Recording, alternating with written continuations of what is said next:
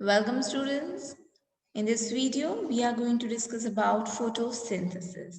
Photosynthesis is a physico-chemical process by which a green plant uses light energy, which is solar energy, as a source of energy, and it gets converted into an organic compound. Organic compound example is glucose.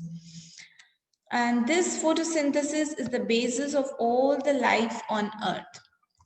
Ultimately, all living forms depend on the sunlight for energy. Here you can see that sunlight get absorbed by the plant along with carbon dioxide, which get converted into organic compounds in plant, and oxygen is released. Carbon dioxide is absorbed from the atmosphere and water is absorbed through roots from soil.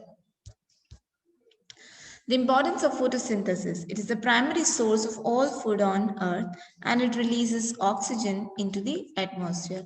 Now let's begin. Let's learn about the experiments which were related to photosynthesis. The first one is variegated leaf experiment. Here in this experiment, take a leaf that was exposed to light or a leaf partially covered with a black paper.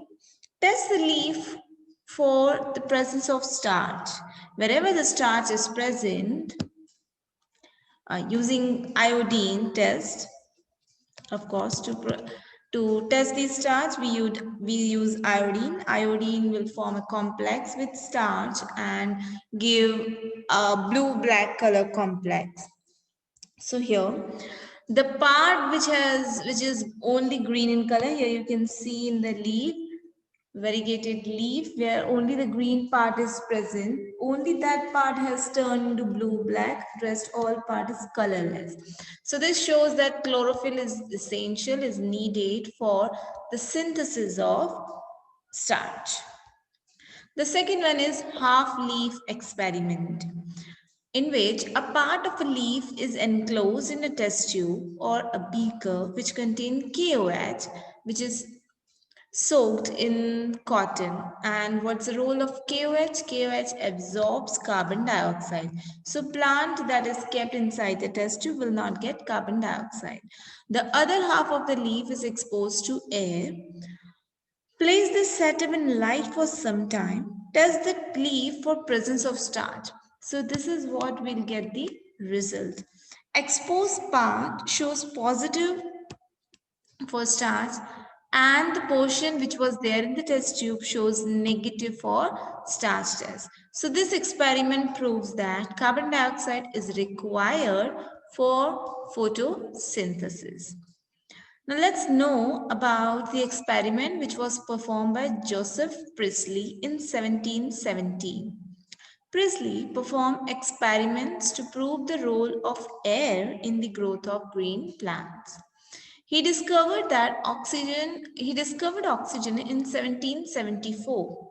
He observed that a candle when burning in a closed jar get extinguished. Similarly, a mouse suffocated into the closed jar and died.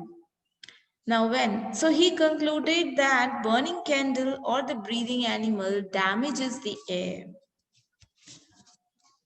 Then he placed a mint plant in the bell jar. So he found that the mouse stayed alive and the candle continued to burn. He hypothesized that plant restored to the air whatever breathing animals and burning candles remove.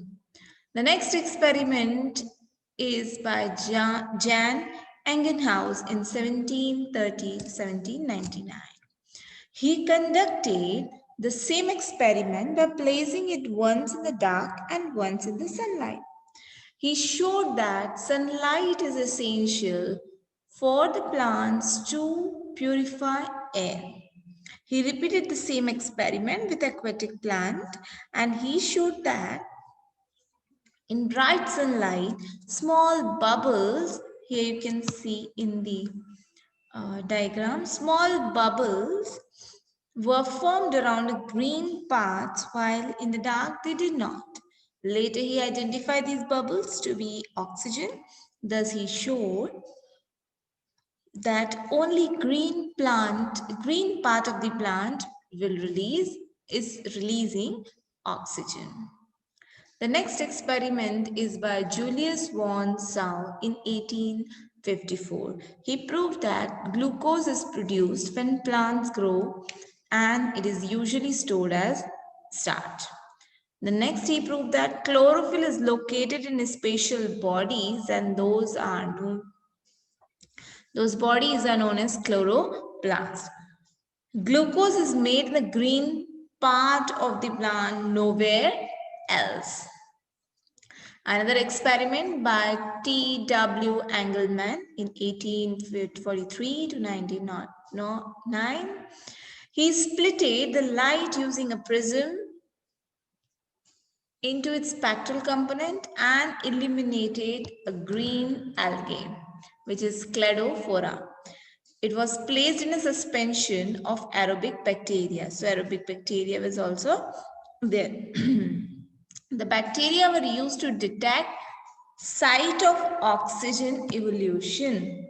So what was the role of bacteria? The role of bacteria was to detect the site of oxygen evolution. So wherever the oxygen is evolved, the bacteria, as they are aerotactic bacteria, these detect the evolution of oxygen. So they will accumulate to that site. And he observed that bacteria accumulated mainly in the region of blue and green light of the split spectrum. Blue and the red light, not the green light, sorry. It's the region of blue and the red light of the split spectrum. It was the first description action spectrum of photosynthesis.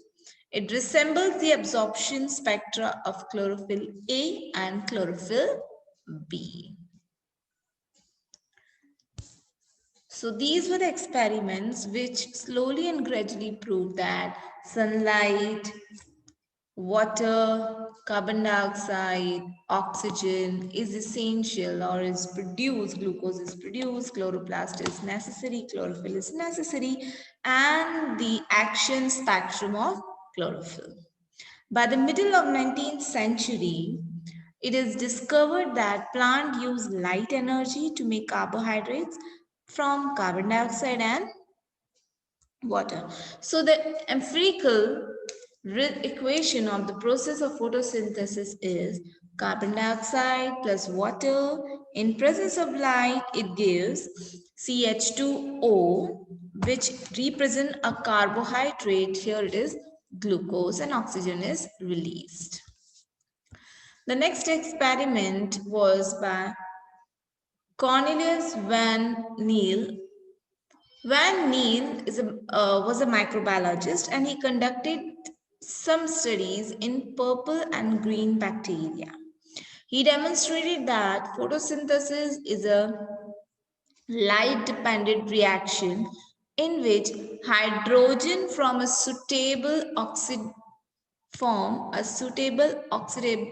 oxidizable compound reduces carbon dioxide to carbohydrate. So it is hydrogen from the water is going to reduce carbon dioxide to carbohydrates.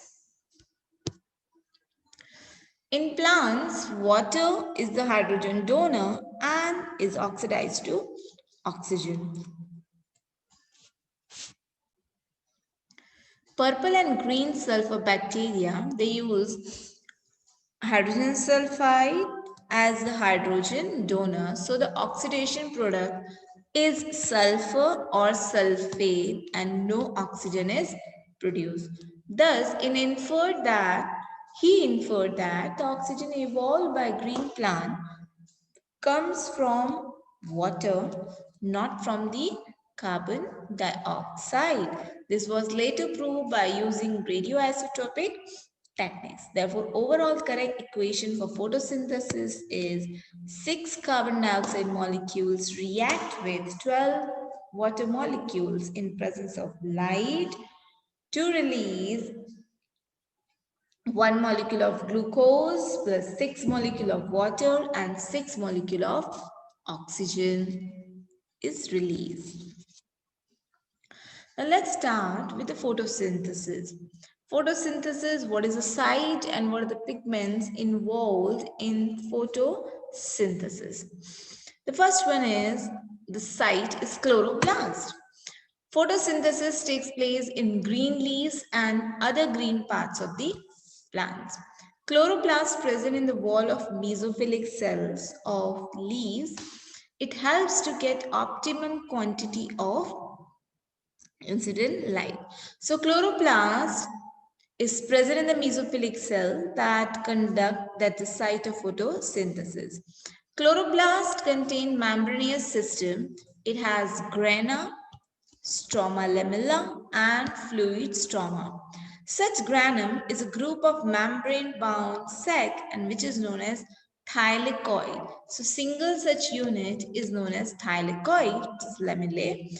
They contain leaf pigment, which is chlorophyll. So chlorophyll is basically present in thylakoid. The membrane system, that is chloroplast, inside the chloroplast, grana and thylakoid, it traps light energy and synthesizes ATP and NADPH. And this reaction is known as light reaction. So the first reaction is the light reaction of photosynthesis where light gets trapped and ATP and NADPH is synthesized. In stroma, enzyme reactions incorporate carbon dioxide into plant for synthesizing sugar, which in turn forms starch. And this reaction is known as dark reaction. It does not mean that this reaction occurs only in darkness. It's just simple because in dark reaction, light is not needed. But ultimately, dark reaction is dependent on light, product of light reaction. The pigments involved in photosynthesis are chlorophyll. Pigments are substances that have ability to absorb light at specific wavelengths. Chromatography shows the following leaf pigments in the chromatograph, that is chlorophyll A, chlorophyll B, xanthophyll, and carotenoids. Chlorophyll A is bright or blue-green in color. Chlorophyll B is yellow-green. Xanthophyll is yellow in color. Carotenoid is yellow to yellow-orange in color. Chlorophyll B, xanthophylls and carotenoids are accessory pigments. The function of accessory pigments are they absorb light at different wavelength and transfer the energy to chlorophyll A. They protect chlorophyll A from photooxidation. The absorption spectrum and action spectrum coincide closely, showing that photosynthesis is maximum at the blue and red region of the spectrum. Now, what is the pigment? Why does say that A is the important and remaining all are the accessory? Because of absorption spectrum, that means absorption of light. If we compare the graph of different chlorophyll absorbing light and the spectrum of photosynthesis, that means the rate of photosynthesis is maximum at these 2 points. And if we compare the graph of different these chlorophylls, then it can be concluded that, let's have a look. Chlorophyll B has 2 peaks, right? Whereas chlorophyll A is showing peak over here and here, which coincides with photosynthesis. If we correlate both of these, that is rate of photosynthesis and absorption spectrum, it shows that the maximum photosynthesis takes place where the chlorophyll A is showing absorption spectra. That's why it's concluded that chlorophyll A is the primary acceptor. The other part of together, these chlorophyll in the thylakoid, they form a photosystem. Pigments are organized into two photosystems, namely PS1 and PS2. They are named in the sequence of their discovery, not on the basis of their function. Each photosystem has a chlorophyll A and accessory pigments bound by proteins. All pigments except one molecule of chlorophyll A, they together are known as LHC, which is light harvesting complex. Single chlorophyll A act as reaction center. So there are two. One is reaction center, which is chlorophyll A totally, and another one is light harvesting complex. In PS1, the reaction center absorbs light, that is, chlorophyll A absorbs light at 700 nanometer, whereas in PS2, reaction center absorbs the light at 680 nanometer, and accordingly these systems are also written as P700 or P680. So these are the sites and the pigments which are involved in the process of photosynthesis. What is LHC? It is light harvested system which include all the pigment except the one molecule of chlorophyll A which act as a reaction center. So in this video we have learned about the pigments, about the site of photosynthesis, both the events of photosynthesis like light reaction, dark reaction, and the experiments related to photosynthesis. Thanks for watching.